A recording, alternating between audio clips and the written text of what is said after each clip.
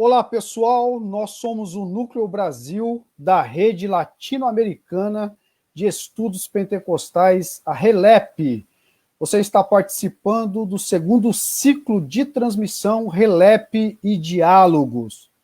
Bom, essa transmissão já é a quinta e você pode acessar as outras em nossa página do Facebook. A propósito, curta nossa página e compartilhe com seus amigos nossas redes sociais, inclusive essa transmissão, ou melhor, esta transmissão, né? Compartilhe, vamos fazer com que essa transmissão possa atingir vários colegas, vários amigos, inclusive aqueles que se interessam pelos pentecostalismos no país e na América Latina. Bom, a rede, como estamos sempre dizendo, a RELEP, a Rede Latino-Americana de Estudos Pentecostais, surgiu em 1998 e está atuando no Brasil desde 2012, quando realizou o seu primeiro evento. Bom, o objetivo da RELEP é agrupar pesquisadores acadêmicos que têm por objeto de análise os pentecostalismos. Por isso é uma rede que acolhe todos aqueles e todas aquelas que fazem pesquisas relacionadas aos pentecostalismos. Por isso você é bem-vindo para participar dessa rede que já tem uma longa história, desde o ponto de vista quantitativo quanto qualitativo. No nosso site, relep.org.br, está a inscrição aí na nossa transmissão. Lá você consegue, então, acessar os pesquisadores, lá você consegue acessar a produção da RELEP, lá você consegue também acessar, você conseguirá acessar os materiais, documentos para pesquisa e tantas outras informações. Por isso, acesse o nosso site, relep.org.br, e, como eu já disse, também curta a nossa página no Facebook, porque certamente você estará sempre atualizado a respeito das informações da RELEP. Bom, pessoal, é isso. Estamos aqui, deixa eu inserir os nossos colegas, os nossos pesquisadores da transmissão de hoje. E eu já vou inserir aqui uma pessoa maravilhosa que eu acabei de conhecer, uma pessoa extraordinária que eu já me apaixonei logo de cara. E nós estamos aqui com a Renilda de Almeida. A Renilda é mestranda em Ciências da Religião pela PUC de São Paulo. Ela está trabalhando, inclusive, vai defender a sua dissertação agora na próxima segunda, no dia 15 de junho. A sua dissertação versa sobre a ética neopentecostal e o espírito do neoliberalismo. Eu já estou, assim, palpitando para ouvir as sacadas aí, da Renilda a respeito dessa temática tão instigante. Estou aqui realmente angustiado para ouvi-la, Não somente para ouvi-la agora, mas também para conhecer o seu trabalho final. E também vou inserir aqui o meu amigo, que já esteve aqui na cidade de Joinville. Inclusive, deixa eu dizer para você, eu estou em Joinville, a Renilda está em São Paulo e o Samuel também está em São Paulo. Então, nós estamos sul e sudeste. Bom, deixa eu apresentar para vocês o meu amigo Samuel Valério. Samuel Valério é doutor em Ciências da Religião pela PUC de São Paulo. Inclusive, é colega da Renilda. Eles fazem parte do mesmo grupo de estudos sobre os pentecostalismos. O Samuel defendeu a sua tese em 2019, e a tese com o título Pentecostalismo Brasileiro de Imigração, Contexto, Cotidiano e Institucionalização na Convenção das Igrejas Batistas Independentes. Então, Renilda, seja bem-vinda, minha cara, minha querida, seja bem-vinda. Samuel, seja bem-vindo. É um prazer tê-los aqui, contribuindo com a Rede Latino-Americana de Estudos Pentecostais. Bom, de novo, compartilhe a nossa transmissão, acesse o site da RELEP, porque certamente você obterá, então, né, bastante material sobre os pentecostalismos. Então, nosso site, relep.org.br. Bom, nós vamos seguir a mesma metodologia de sempre. Primeiramente, nós vamos ouvir as considerações da Renilda, né? Terá 20 minutos para suas considerações. Depois nós estaremos ouvindo, então, Samuel com mais 20 minutos. E no final nós teremos aí um bate-bola com perguntas e respostas. Por isso, você que está participando dessa transmissão, né, faça as suas observações, comente embaixo ali nos comentários, comente, faça a sua pergunta, interaja conosco, porque certamente será algo assim bastante proveitoso para nós que estamos aqui e para vocês que estão aí acompanhando essa transmissão. Bom, Renilda, está contigo a palavra, fica à vontade, sinta-se em casa, porque a Relep é isso, é o sentir-se em casa, tá bom? Fica à vontade, se apresenta, fica à vontade. Ok, Gandra, muito obrigada pela sua apresentação, obrigada pela oportunidade de estar junto com vocês da Relep, o convite da Relep para eu estar partilhando a minha pesquisa. Eu, como você já mencionou, eu fiz o mestrado na PUC de São Paulo, do programa da Ciência da Religião, tendo como orientador o professor Edinho Abdulmansur, e estou, assim, na expectativa de ver o que a banca vai achar da minha pesquisa. Mas o meu tema, o tema da minha pesquisa teve o neopentecostalismo como seu tema central de desenvolvimento e análise, considerando a sua problematização a partir das relações entre a universal do reino de Deus e o ideário do neoliberalismo. O objetivo geral dessa pesquisa foi identificar a afinidade entre o neoliberalismo e a universal do reino de Deus, que no atual cenário social, político, econômico mundial, ela tem a possibilidade de moldar o comportamento de mais de 1 milhão de brasileiros. Sobre o neoliberalismo, uma contextualização breve. Uma ideologia e uma prática que nasce logo após a Segunda Guerra Mundial nos principais países do mundo do capitalismo maduro, e se estabeleceu a partir da crise estrutural do capital, isto é, após um longo período de acumulação de capitais que ocorreu durante o apogeu do Fordismo e da fase keynesiana, entre 1930 e 1973. A crise desse modelo de produção desencadeou a crise do estado de bem-estar social, a emersão do neoliberalismo e o discurso sobre a desregulamentação dos direitos trabalhistas. Então, esta crise fez com que os capitalistas implementassem um vastíssimo processo de reestruturação com vista à recuperação do seu ciclo de reprodução, o que afetou muito o mundo do trabalho. Então, essa exigida reordenação da hegemonia do capital passou pelo reforço do capital financeiro e também pela desestruturação da classe operária e suas relações de solidariedade. As mudanças propostas pelo ideário neoliberal implicaram em menos gastos com a saúde, habitação, segurança, educação, a privatização do Estado, a desmontagem do setor produtivo estatal, a desregulamentação dos direitos sociais dos trabalhadores, entre outros. E a consequência prática dessas propostas foram aumento da precariedade, já que os trabalhadores ficaram coagidos pelo medo do desemprego, sendo obrigados a se submeter a jornadas mais longas e com menos remuneração, a trabalhos temporários e a terceirizações. As grandes empresas demitiram muitos funcionários, que foram readmitidos como pessoas jurídicas ou reincorporados como terceirizados.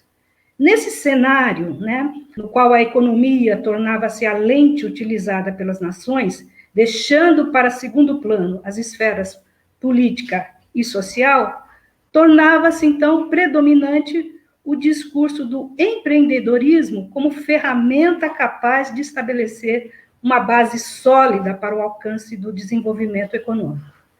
O espírito do empreendedor, então, é disseminado como forma de salvação em todos os sentidos, seja para montar um negócio próprio, como forma de garantir seu emprego, ou como característica pessoal, na busca constante de qualificação. A precarização, então, é, portanto, o componente principal e estratégico da lógica empreendedora, que impera na sociedade.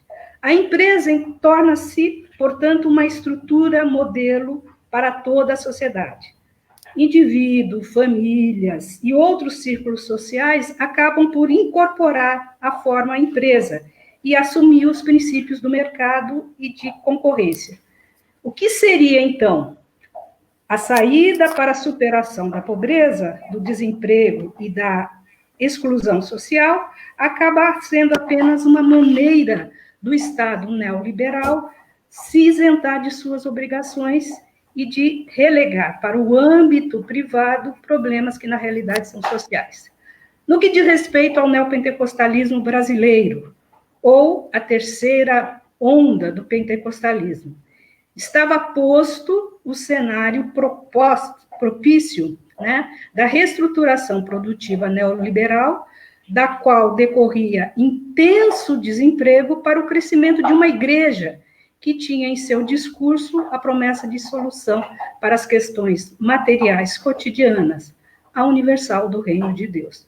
Então, a universal, ela nasce no bojo do neoliberalismo, com a promessa com a população empobrecida e com as empresas estranguladas pelo ambiente econômico desfavorável, os pastores da Universal prometiam a conquista de um emprego, a promoção profissional, a cura das enfermidades, o fim das dívidas, um cardápio que não tardou a seduzir milhares de brasileiros desesperançados.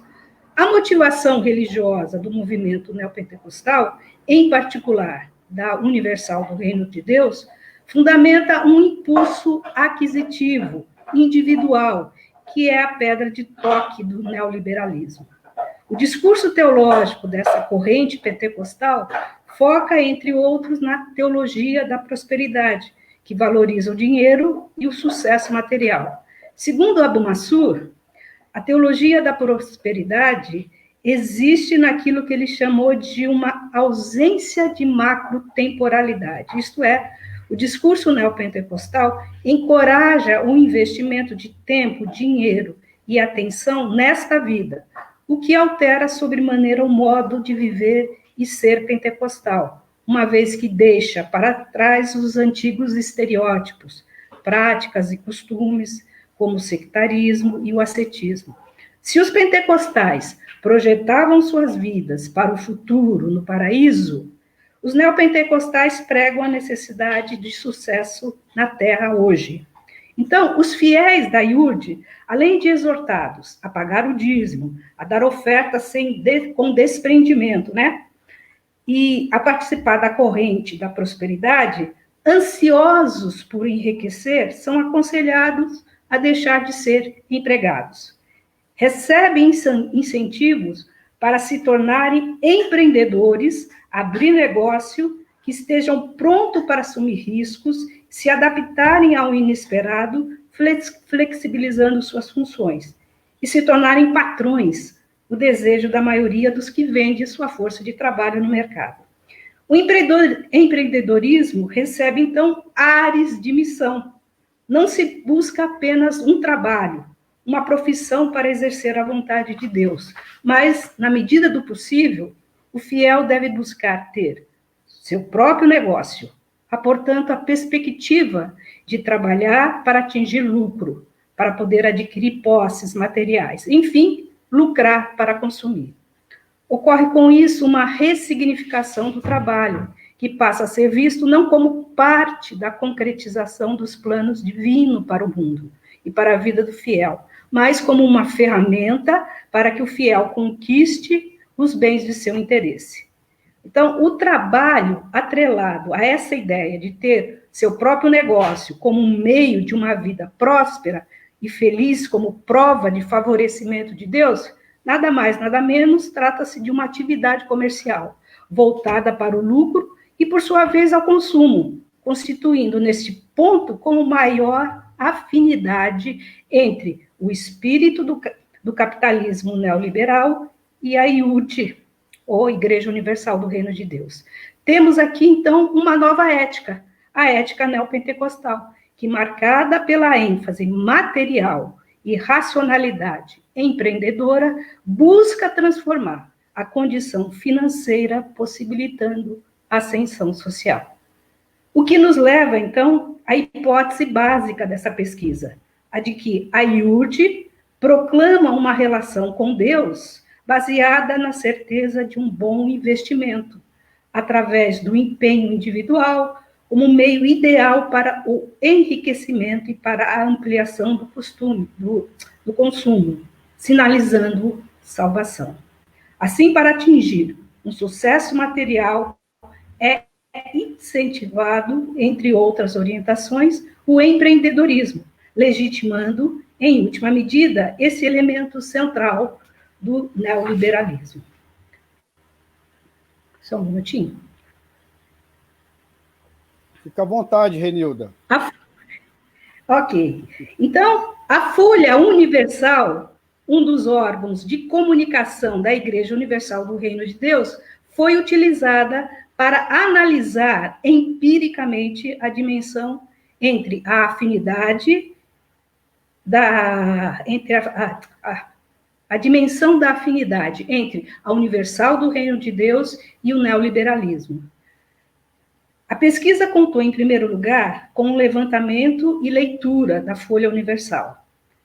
A análise exploratória da fonte levou-nos a tomar a seção Sucesso Financeiro como corpus de análise por ter um conjunto de reportagens dedicada às orientações aos leitores e como proceder para abrir ou gerir o seu próprio negócio, como consequência, obter seu sucesso financeiro. Nesse quadro de análise, foram investigados 128 números da Folha Universal e separadas 110 reportagens da seção Sucesso Financeiro. Nos concentramos nas reportagens que se referiam diretamente ao empreendedorismo e derivações tais como abertura do próprio negócio, montar um planejamento, empresários de sucesso, entre outros. Os resultados aos quais chegamos foram: os jornalistas da Folha Universal afirmam que a possibilidade de se tornar patrão é viável a todos os indivíduos. Apresentam continuamente a abertura de uma empresa como algo a ser perseguido pelos sujeitos, dando a esta ação um status extremamente positivo e diferenciado em relação ao emprego assalariado. Afirmam a existência de um ambiente econômico naturalmente propício para o empreendedorismo, deixando de problematizar o próprio contexto que tomam como base. Dão dicas de oportunidades e sugestões de como lidar com o mundo dos negócios. Apresentam a crise que leva ao desemprego, à falência, à miséria, como um fenômeno natural, que faz desenvolver a fé. E a fé, por sua vez, é evidenciada como um meio para alcançar o sucesso material. Logo, as ideias em torno do discurso do empreendedorismo sugerem, então, que todos os indivíduos podem se tornar empresários, basta que sigam certos procedimentos, tenham fé e coragem para perseverar. Em síntese, trata-se de defender o empreendedorismo acima de tudo e, em última instância, considerar que não há outro modo de viver a não ser no mundo de mercados de capitais. Nos deparamos, então, com um discurso ideológico pautado na perspectiva da individuação, que se apresenta, sobretudo, na ideia do empoderamento individual, ou seja, na ideia de que o indivíduo dotado de fé e planejamento é capaz de realizar tudo o que pretende. Ele tudo pode, basta vontade e persistência. Os percalços por meio da fé são transformados em impulsos para a realização dos sonhos. Ao eximir-se da problematização do contexto político-econômico, tratando como inflexível, a Folha Universal defende a sua perenidade. Ao ajuizar que o sucesso e fracasso são obras exclusivas da fé do sujeito, as narrativas deixam de lado aspectos relativos à própria dinâmica do sistema capitalista neoliberal, que, entre outros fatores, não dispõe de possibilidades estruturais para todos os indivíduos se tornarem homens de negócio. E, por fim, a ideia de empreendedorismo, que advém de uma necessidade real de produção de emprego e renda, acaba tendo como função a criação de subsídios para a construção do ambiente religioso e ideológico apropriado a uma nova era do capital. Então, as matérias da seção Sucesso Financeiro da Folha Universal estão pautadas, em geral, na afirmação da individualização e do mérito e de propostas concretas de forma de ver e agir, marcada pela reestruturação no campo da produção e da hegemonia.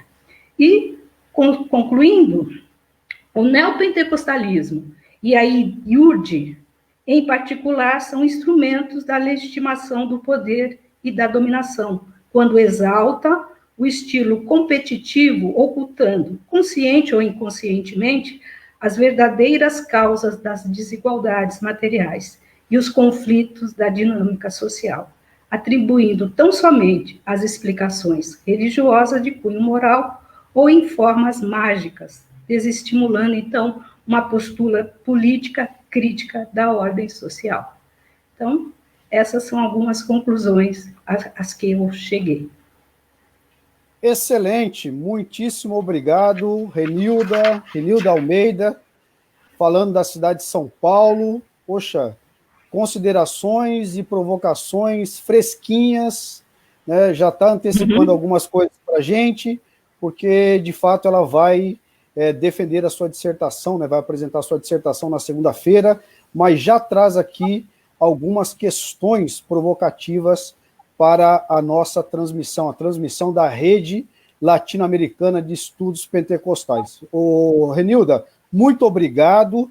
Daqui a pouco aí a gente vai voltar, né, a nos falar com algumas perguntas aí com a participação do pessoal, né, e agora eu vou passar para o meu amigo Samuel, mas antes, Samuel, deixa eu só fazer um comentário aqui. Pessoal, quem está participando dessa transmissão, por favor, compartilhe nas suas redes sociais, né, curta as nossas redes sociais, a nossa página do Facebook, enfim, entre no nosso site, né, o site relep.org.br, enfim, interaja com a Rede Latino-Americana de Estudos Pentecostais. E, de novo, né, não querendo ser redundante, mas faça suas perguntas. A Renilda acabou de apresentar as suas provocações, as suas considerações, e certamente instigou a todos nós, né, e nós temos a liberdade, então, para apresentar algumas perguntas, alguns questionamentos, e certamente ela estará, né, apta a nos responder. Bom, dito isso, vamos agora, então, para o meu amigo Samuel. Deixa eu colocar aqui. Bom, agora sim. Dr. Samuel Valério, discorrendo sobre uma nova origem do pentecostalismo. Samuel, está contigo a palavra, fica à vontade. Sinta-se em casa, meu querido. Então, boa tarde a todos. Obrigado pelo privilégio, né, de poder compartilhar com os meus amigos e minhas amigas aqui do Relep, e também todos aqueles que nos ouvem nesta tarde. É um privilégio poder compartilhar um pouco daquilo que nós temos pesquisado nos últimos 10 anos aí já. Bem, antes de mais nada, eu gostaria de falar como que a minha pesquisa surgiu. Eu eu fiz o mestrado na PUC com o professor Edin também, o mesmo orientador da Renilda, e lá cheguei com um problema bastante ainda confuso e as minhas indagações, minhas perguntas não estavam claras, e depois ali de algum tempo, alguns meses ali frequentando o programa, que foi também de fundamental importância a participação do professor João Décio, que me deu a disciplina de metodologia, e ele foi, assim, cirúrgico nas pontuações que ele fez sobre as problemáticas do meu tema, enfim. Mas eu e o Edin acabamos nos conversando muito a respeito do meu tema, e eu, na verdade, desejava falar sobre a pluralidade doutrinária que existe dentro da convenção da qual eu pesquiso. Então, ele começou a me mostrar uma outra perspectiva e, como eu falei, as aulas do professor João Décio foram também importantes para afinar esse processo. E ele falou uma pergunta em uma das nossas conversas, ele falou: Samuel, essa igreja, ela chegou aqui quando? 1912. De onde? Da Suécia. Ela é pentecostal? Sim, ela é pentecostal. Desde a origem? Sim. Então é disso que você tem que falar. E basicamente, dessa conversa assim simples, nasce o tema da minha pesquisa, muito mais já afunilado. Então, eu tinha, de certa forma, um diamante mal lapidado na mão, e ele acabou sendo a pessoa que promoveu essa lapidação, e depois eu pude dar prosseguimento à pesquisa. No primeiro momento, a minha pesquisa no mestrado foi basicamente falando de alguns acontecimentos, com um recorte histórico, mostrando alguns personagens suecos da Filadélfia de Örebro, e esses suecos viveram parte da sua vida nos Estados Unidos, onde se envolveram com o movimento Holiness, sobretudo o pastor John Ongeman, que é o presidente da missão de Örebro, a qual envia o primeiro missionário em 1892 ainda, mas ele acaba chegando no Porto de Santos e contrai febre amarela, e mesmo sendo transferido para São Paulo, ele acaba falecendo. Então, depois, 20 anos depois, surge o primeiro missionário que, de fato, estabelece o trabalho entre os colonos suecos no Rio Grande do Sul, que é o missionário Erik Jansson. Ele sai de lá e chega aqui para trabalhar, e então ele acaba se estabelecendo ali no Sul. Mas o John Ongeman, de uma forma bem peculiar, ele foi um pastor muito diferente na sua época, diferente na dinâmica ministerial. Ele, por ter vivido 20 anos nos Estados Unidos, e a Convenção Batista Sueca nos Estados Unidos tinha muita aproximação com o movimento Holiness, então John Ongeman, ele leva para a Suécia toda essa influência Holiness e transpõe isso para os cultos batistas, ressignificando e trazendo novos cânticos, uma liturgia, enfim, ele traz uma nova dinâmica de culto, o que traz algumas provocações de um lado, mas do outro lado traz um crescimento enorme para a igreja, e ele acaba saindo como notícia de vários periódicos ali da cidade, que falam daquele movimento que estava havendo, o movimento avivalista que estava havendo ainda no final do século XIX ali em Örebro. O que eu caracterizo aqui na tese como um proto-pentecostalismo sueco, porque trata-se de elementos que estão implícitos no pentecostalismo, pelo menos ali naquele primeiro momento, né, da chegada do movimento pentecostal moderno, e que estão manifestos já antes dos acontecimentos dos Estados Unidos.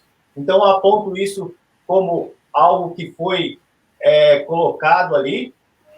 Depois, quando esse missionário chega, como eu falava, eu acabei trabalhando a questão do carisma, que, na verdade, ele não é uma pessoa carismática no sentido de ter um carisma que emerge de si mesmo, mas ele recebe como algo transmitido do próprio Ongman, esse carisma que faz com que legitime a sua fala, legitime o seu trabalho aqui no Brasil. Outra característica desse pentecostalismo é que ele se estabelece no Brasil de uma forma burocrática e também de uma forma racional. A igreja traz consigo toda a estrutura da missão sueca, fazendo com que esse pentecostalismo, que nasceu ali entre os colonos suecos no sul do Brasil, seja um pentecostalismo diferente dos pentecostalismos do mesmo período, como a Assembleia de Deus e a Congregação Cristã no Brasil, que são, sem dúvida nenhuma, os maiores expoentes, né, do pentecostalismo brasileiro naquele primeiro momento. Então, esses 3 pontos, esse próprio pentecostalismo, essa questão do carisma, que é um carisma herdado e não algo que emerge do próprio líder, e também a questão da racionalidade e da questão burocrática da igreja, que também herdada da missão sueca, caracteriza, no primeiro momento, esse pentecostalismo. Depois, eu fui trabalhando já a partir de 2014, na Universidade Metodista. Você disse que eu fiz o doutorado na PUC, mas, na verdade, eu escapei da PUC, saí da PUC e fui lá para a Metodista, mas continuo membro do GAP, né? Que são aí os meus amigos, entre eles a Renilda, Gideon, Marina, enfim. Desculpa pelo lapso. Não tem problema. Então, fui para a Metodista, onde o professor Lauri, que também é muito voltado para a área de História, foi meu orientador, e nós começamos a afinar alguns discursos.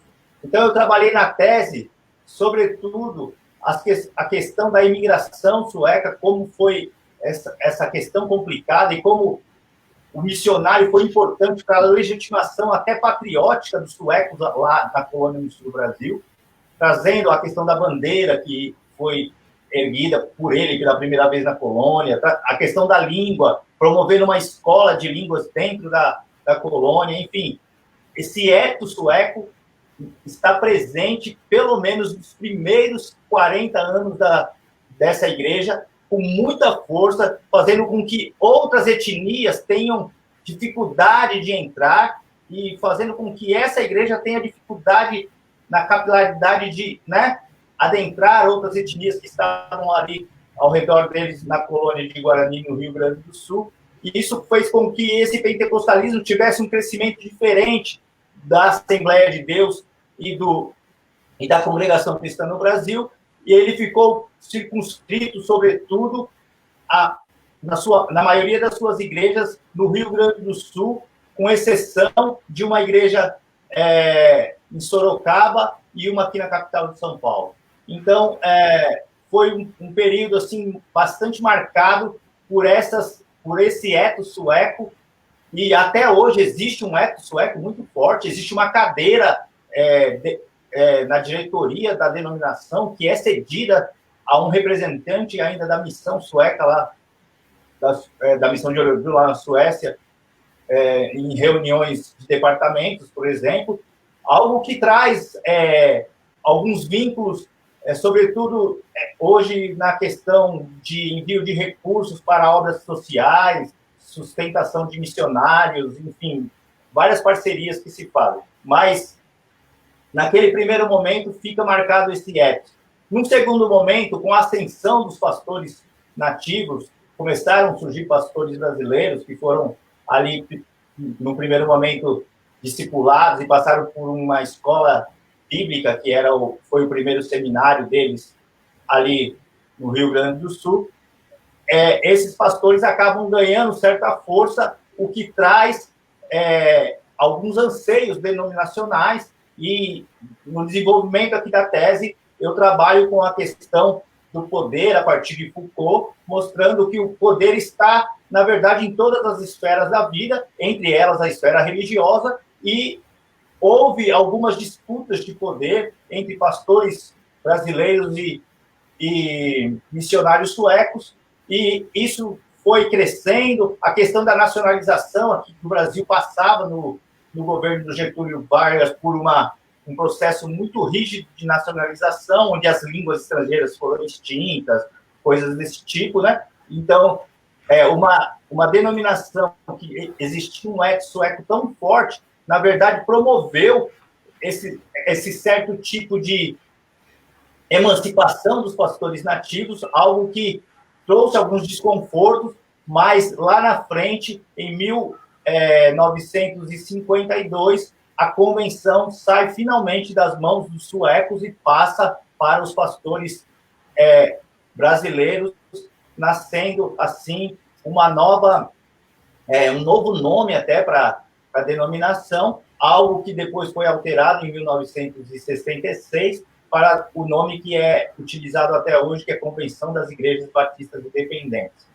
Então, dali para frente, a igreja se abre para o restante do país, a fim de explorar novos campos, explorar novos ares, algo que, até certo ponto, desagrada os suecos, mas, na verdade, eles já agora não têm a força ou o domínio sobre o controle institucional, mas ainda colaboram financeiramente de uma forma pesada, enviando muitos recursos para que muitos lugares fossem abertos.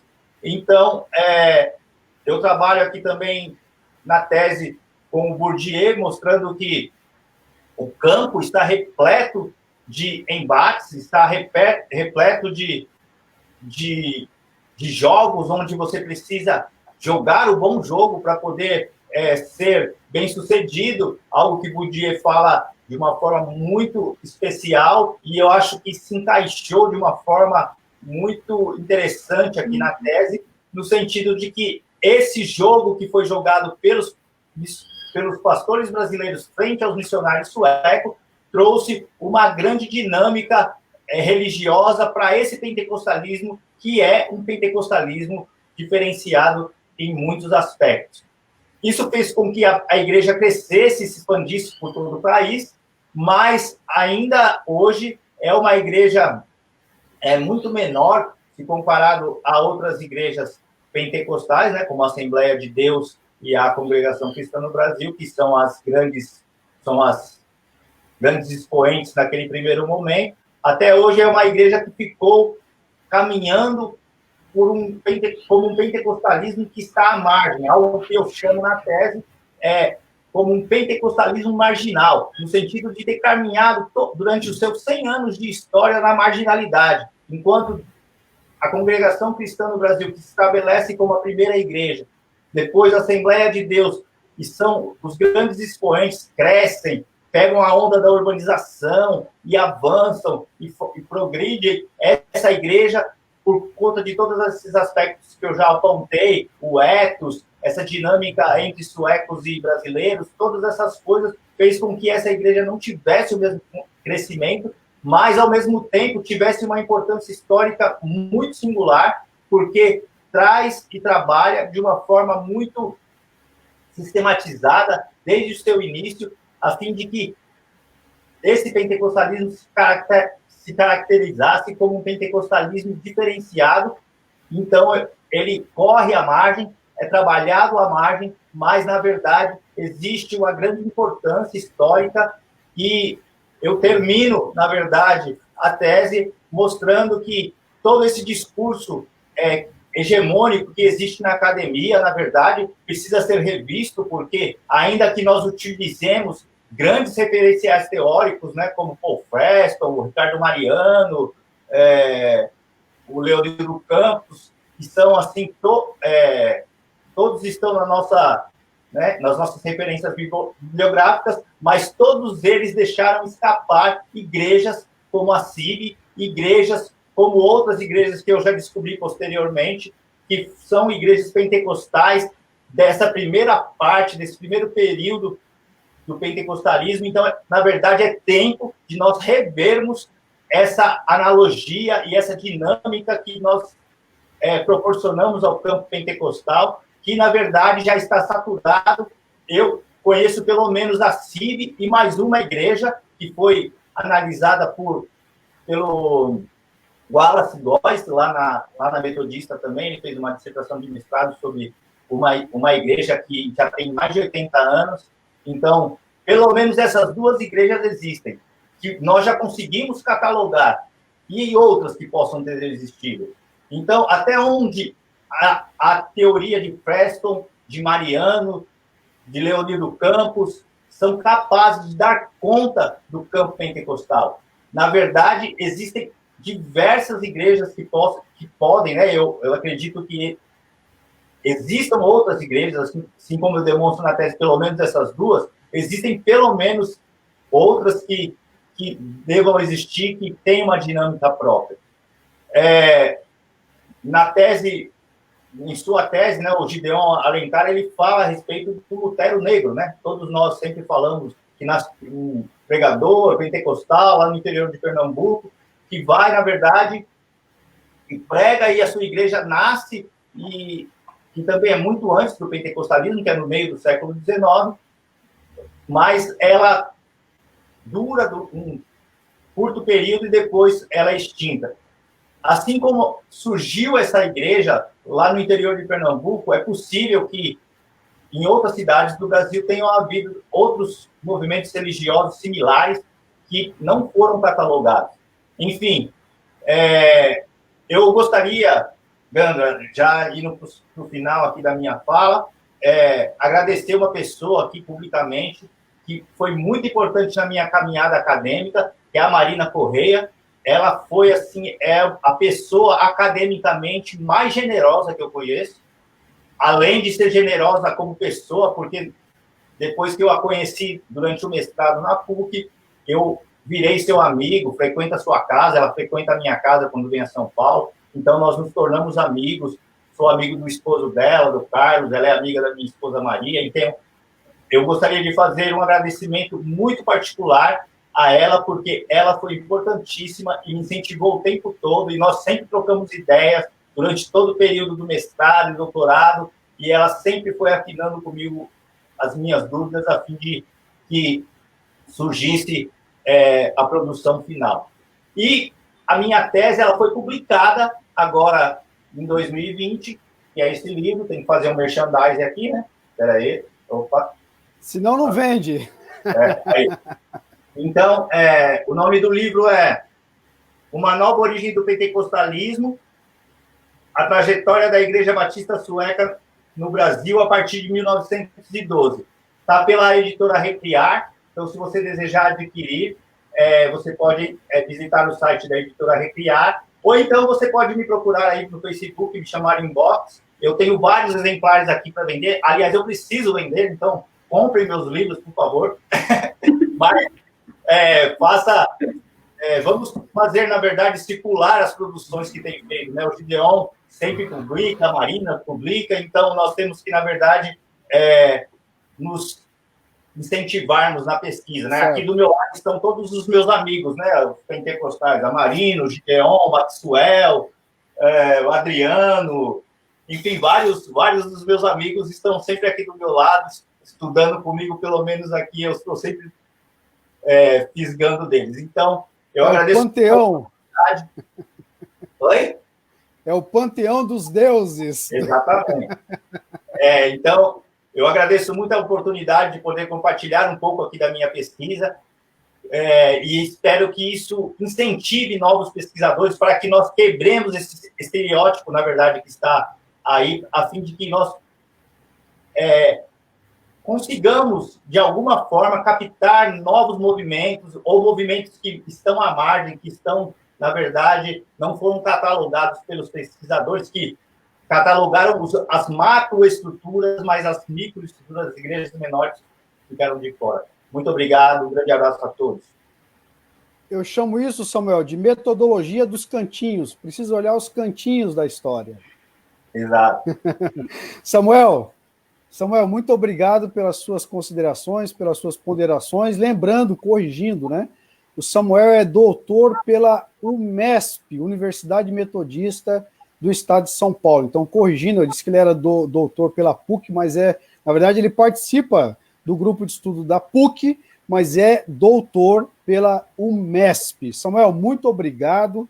As suas considerações são bastante importantes, já tem várias perguntas aí, daqui a pouco nós vamos soltá-las, mas antes eu gostaria de registrar duas presenças que enaltecem a nossa transmissão, que é a presença do sociólogo chileno Luiz Orellana e também, né, do antropólogo.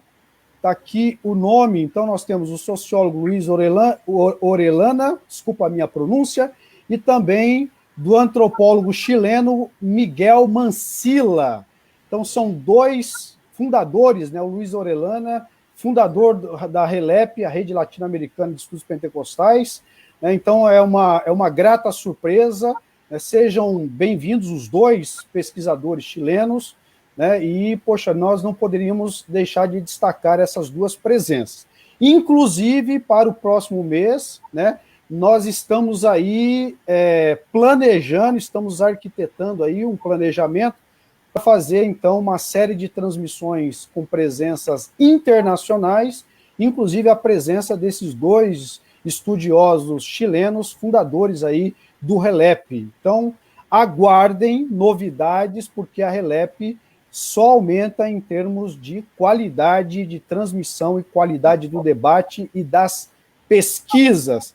Então, feitas essas duas considerações, nós passamos, então, né, às perguntas, né, aos nossos participantes. Então, eu vou com a primeira pergunta que foi feita aqui para o Samuel. Deixa eu selecionar aqui. Então, vamos pela ordem, né? Eu acho que tem uma pergunta aqui para a Renilda. Deixa eu ver aqui, ó. Eu vou colocar na tela, Renilda, para você poder ler também, tá? Eu vou ler, mas você pode acompanhar pela tela também. Renilda, esse empreendedorismo presente na IURD é sui generis ou, na sua percepção, está presente em outros ramos do cristianismo, ainda que de forma velada?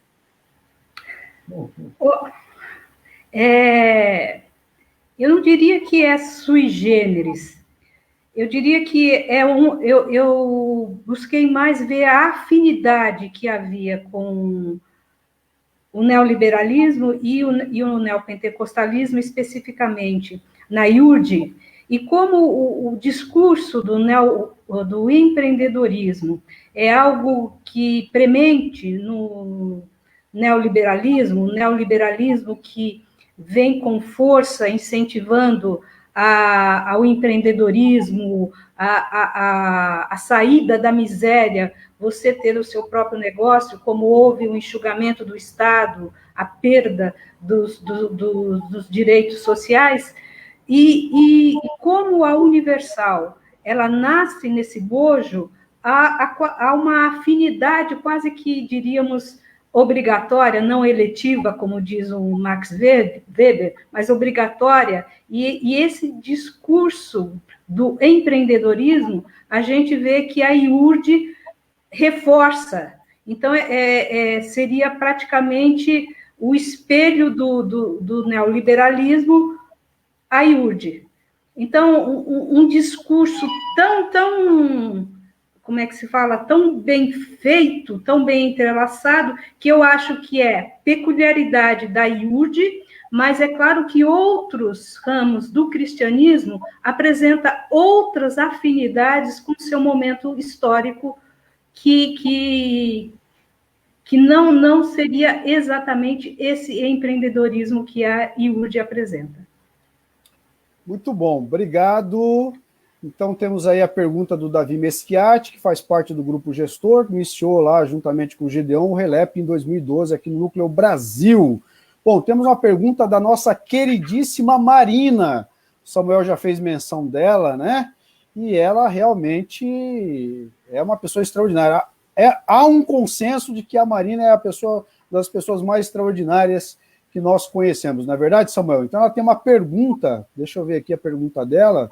Não, ela pergunta para a Renilda, mas deixa eu antes jogar a pergunta. Ela faz uma pergunta também para o Samuel. Vamos à pergunta para o Samuel. Samuel Valério pergunta a Marina Santos Correia: existe uma relação entre os missionários suecos, fundadores das Assembleias de Deus, e os fundadores da Igreja Batista Sueca nessa época? Está contigo, Samuel.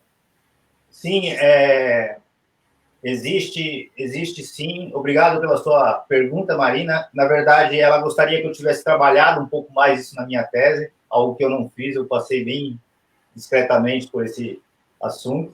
Mas existe uma aproximação, sobretudo por conta, primeiramente, da Convenção Batista na Suécia, que é uma convenção que nasce ainda no final, na segunda metade do século XIX, na Suécia.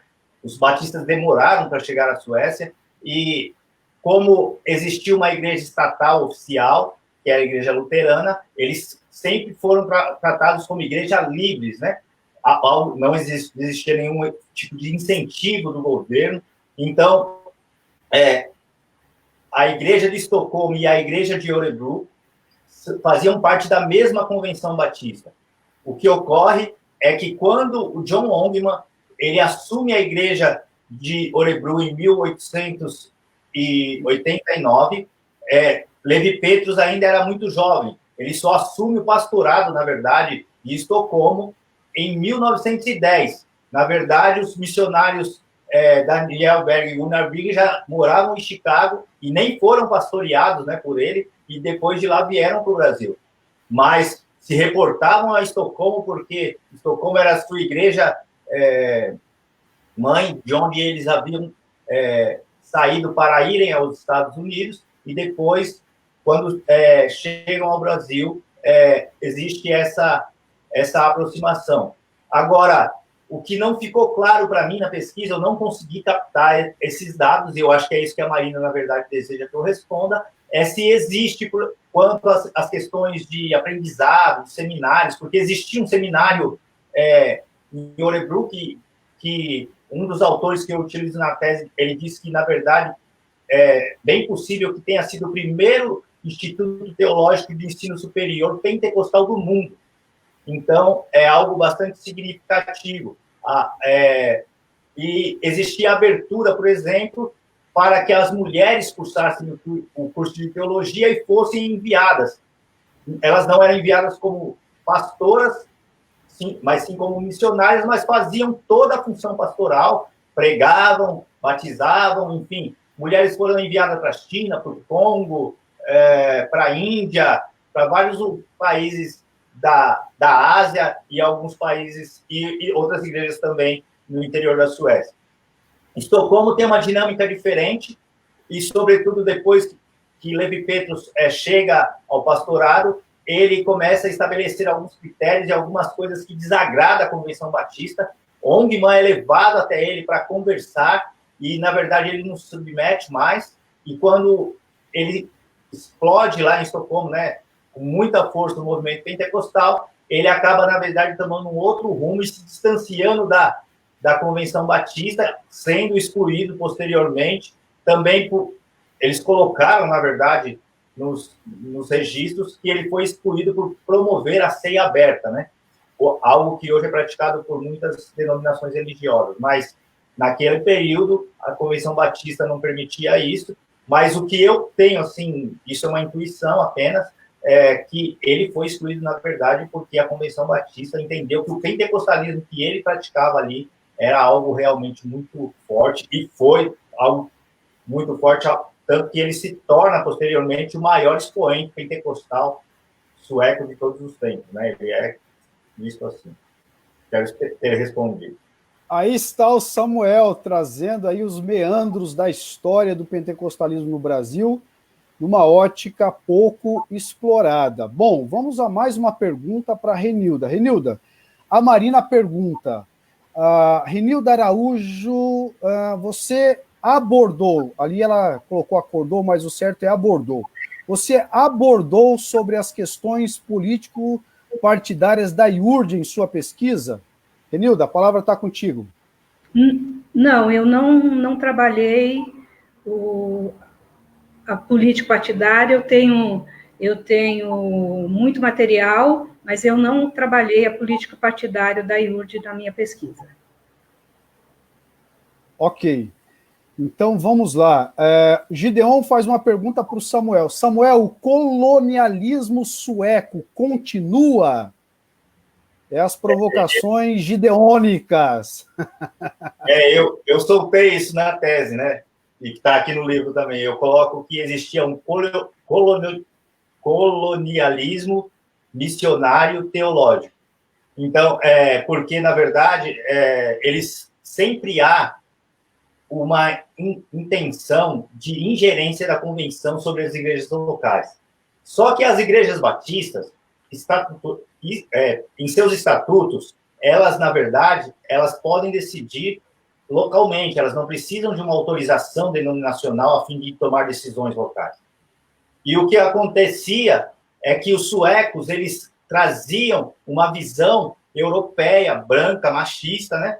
Coisa que era comum, na verdade, naquele período, apesar de terem esses lapsos, assim, né? Como, por exemplo, levarem mulheres para o campo missionário, mulheres solteiras, no caso, né? Então, existiam algumas pessoas que tinham alguns pensamentos mais... não gosto dessa palavra progressista, porque dá uma conotação política e não é isso. Na verdade, uma conotação... na verdade, tinha um pensamento diferenciado, no sentido de que agiam dentro da denominação batista na Suécia de forma diferente. Mas os missionários que vieram ao Brasil, sobretudo os da segunda geração, eles têm uma influência teológica muito forte. Existe um livreto que ele é reimpresso sempre, desde a década de 50, que chama-se O Princípio da Nossa Fé, onde um missionário, Nils Angelin, ele, na verdade, tenta retomar o controle teológico da denominação, já que uma vez havia perdido o controle institucional, em 52, ele tenta, em 53, reaver esse controle através desse livreto. E esse livreto ele é reeditado até hoje. Evidentemente que já passou por muitas revisões, mas eu usei na tese o livreto original para que pudesse ter a conotação que teve. E eu acredito que hoje a Igreja Batista Independente está de uma forma mais... ela sofre menos dessa influência sueca, mas por ser ainda uma igreja pequena dentro do Brasil, cerca de 80 mil membros, se comparado a uma Assembleia de Deus, é um campo, né, da Assembleia de Deus. Enfim, então, ela precisa de auxílio ainda financeiro, então ela permite que essa troca de mão dupla, essas parcerias ainda sejam estabelecidas, o que é, na verdade, muito proveitoso, porque o dinheiro que vem da Suécia promove, sobretudo na área social, vários projetos aqui no Brasil, no Nordeste, aqui em São Paulo, em vários lugares que trazem algumas coisas. Mas hoje os nossos seminários aqui no Brasil têm uma dinâmica própria, onde se pode promover uma teologia muito particular. Ainda que se você estudar no seminário aqui em São Paulo e for estudar no seminário no Rio Grande do Sul, em Cachoeirinha, você vai encontrar uma teologia totalmente distinta, assim como em Feira de Santana, na Bahia, e em outros seminários espalhados pelo Brasil. Então, existe também essa questão. Obrigado, Samuel. Mais uma pergunta, nós estamos na reta final da nossa transmissão Relep e Diálogos, mas ainda cabe uma pergunta para a Renilda. O Gideon pergunta, Renilda, está na tela. Renilda, a ligação da IURD com o neoliberalismo também influencia a moral liberal do neopentecostalismo? Está contigo, Renilda, fica à vontade. Sim, influencia sim a moral liberal da IURD, né? Porque com a ênfase na meritocracia, a busca do enriquecimento pelo seu esforço, há uma nova maneira de atuar. Os fiéis, eles vão começar a agir com mais liberdade, entre aspas, diferente do pentecostalismo clássico. Então, alguns valores vão ser substituídos e vão sendo dado mais liberdade, como a ostentação, a riqueza, a busca cada vez mais por se mostrar próspero e possuindo coisas, para demonstrar a sua salvação. Então, alguns comportamentos vão sendo relativizados, eu diria assim. E a própria influência do bispo Edir Macedo, com a sua maneira também diferente de pensar, com a sua maneira vamos dizer, o bispo é a favor ao aborto, isso é algo totalmente, se a gente pensar no cristianismo, é algo totalmente diferente. Então, alguns valores vão sendo modificados e por causa dessa ligação, dessa influência com o neoliberalismo, com esse momento histórico que a gente está vivendo. Muito bem, muito obrigado, Renilda.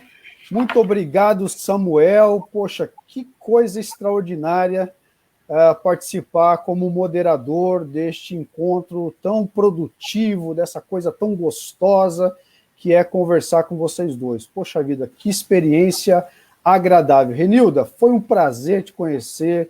Você é uma pessoa assim extraordinária, pouco que a gente já sabe aquela coisa assim de já se simpatizar automático. Quando nós nos encontramos ali no teste, já foi assim uma simpatia à primeira vista. Muito obrigado. Eu desejo assim sucesso, né, na sua banca ali, na sua defesa ali na segunda-feira. Certamente será um trabalho bastante importante para as pesquisas sobre os pentecostalismos. Então, sucesso, vai firme, porque certamente você irá brilhar. E muito obrigado por você ter separado um momento na sua agenda para contribuir com a RELEP, né, o segundo ciclo de transmissão RELEP Diálogos. Tá? Nossos sinceros agradecimentos. O grupo gestor da RELEP agradece, né, de coração a sua presença. Do mesmo modo, Samuel, nosso amigo já de longa data, já esteve em Joinville, já tomamos café juntos, enfim, já nos abraçamos várias vezes, é sempre gostoso, né? Agora, na era pós-Covid, não sei se a gente vai poder se abraçar tanto, Samuel, mas pelo menos fica a memória dos grandes abraços que nós já trocamos aí quando nós nos encontramos. Então, muito obrigado a vocês dois. Nós estamos aí finalizando a nossa transmissão.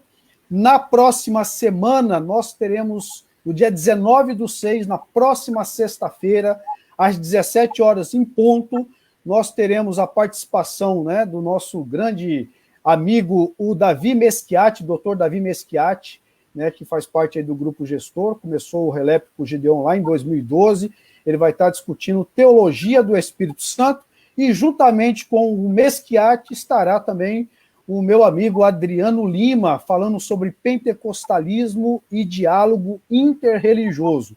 Dois teólogos proeminentes, né, da teologia pentecostal e das pesquisas sobre os pentecostalismos.